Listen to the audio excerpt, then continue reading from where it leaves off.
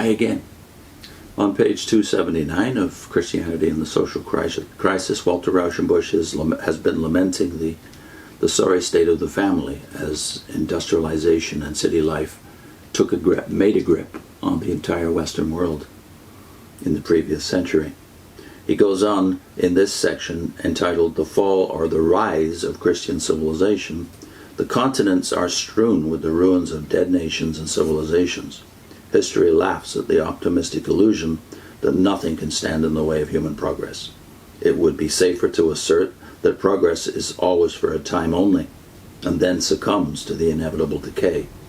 One by one, the ancient peoples rose to wealth and civilization, extended their sway as far as geographical conditions would permit, and then began to decay within and to crumble away without, until the mausoleums of their kings were the haunt of jackals, and the descendants of their conquering warriors were abject peasants slaving for some alien lord. What guarantee have we then that our modern civilization, with its pomp, will not be one with Nineveh and Tyre? The most important question which humanity ought to address to its historical scholars is this: why did these others die, and what can we do to escape their fate? For death is not an inevitable and welcome necessity for a nation, as it is for the individual. Its strength and bloom could be indefinitely prolonged if the people were wise and just enough to avert the causes of decay. There is no inherent cause why a great group of nations, such as that which is now united in Western civilization, should not live on in perpetual youth, excuse me, overcoming by a series of rejuvenations every social evil as it arises, and using every attainment as a stepping stone to a still higher culture of individual and social life. It has never yet been done. Can it be done in a civilization in which Christianity is the salt of the earth, the social preservative? Of all the other dead civilizations, we have only scattered relics and fragmentary information, as of some fossil creature of a past geological era. We can only guess at their fate.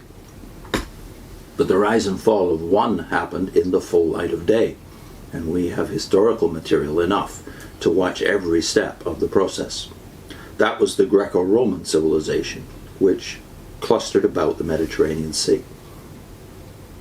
Its golden age, which immediately preceded its rapid decline, had a striking resemblance to our own time.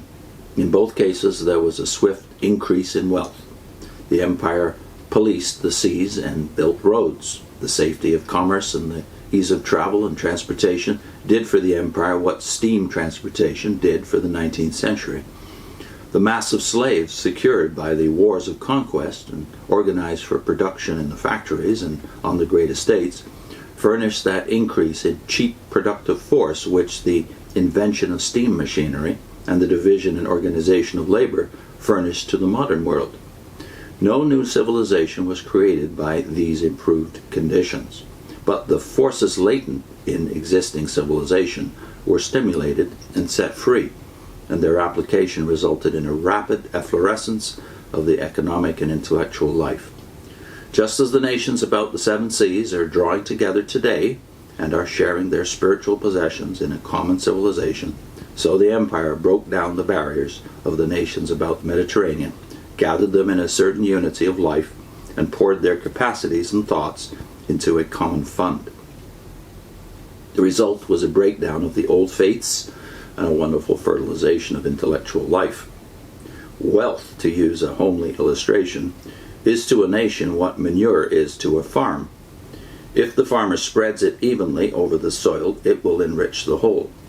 If he should leave it in heaps, the land would be impoverished, and under the rich heaps the vegetation would be killed. The new wealth created in the Roman Empire was not justly distributed, but fell a prey to a minority who were in a position to seize it. A new money aristocracy arose which financed the commercial undertakings and shouldered the old aristocratic families aside,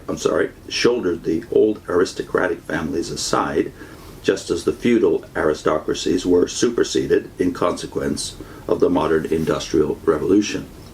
A few gained immense wealth, while below them was a mass of slaves and free proletarians. The independent middle class disappeared. The cities grew abnormally at the expense of the country and its sturdy population.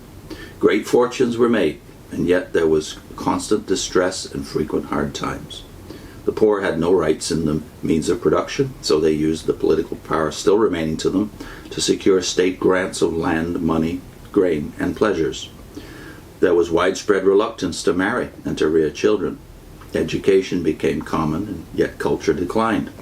There were plenty of universities, great libraries, well-paid professors, and yet a growing coarseness of taste and a decline in creative, artistic, and literary ability. If the yellow newspaper could have been printed, it would have filled a long-felt want.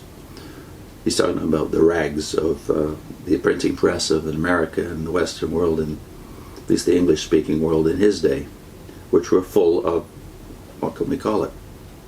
Manure. The social conditions involved a readjustment of political power. A strong centralized government was necessary to keep the provinces quiet while Rome taxed them and the bureaucracy grew rich on them. Government was not based broadly on the just consent of the governed, but on the swords of the legions, and especially of the Praetorian Guard. The old republican forms were long maintained, but Rome verged more and more towards despotic autocracy. Put a link into Michael Green's breakdown of how God used the Roman Empire to prepare the world for Christianity.